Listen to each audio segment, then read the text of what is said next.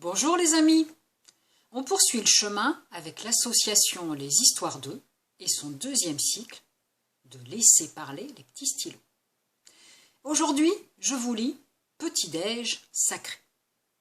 À son réveil, l'empereur romain s'est écrié « Que l'on m'apporte mon nuage !»« Sire, le voici !» lui répondit son serviteur dévoué. « Que l'on me pose sur mon nuage !» hurla-t-il. Son esclave, déjà fatigué des caprices quotidiens de son maître, demanda de l'aide à l'un de ses congénères. Car l'empereur était aussi obèse que Bouddha. Son moment fétiche de la journée ne l'aidait pas à perdre du poids.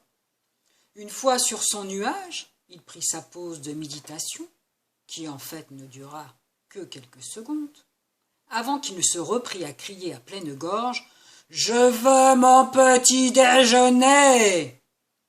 L'esclave assigné au petit-déj dut se faire aider par une ribambelle de serviteurs pour apporter le chariot de plateaux, celui des fruits, celui des viennoiseries, mais également celui des confitures maison, ainsi que ceux de fromage et de charcuterie, et enfin l'énorme table basse recouverte de toutes sortes de pains.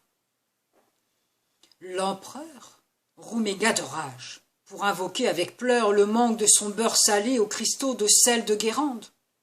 L'esclave attitré courut lui chercher et faillit tomber.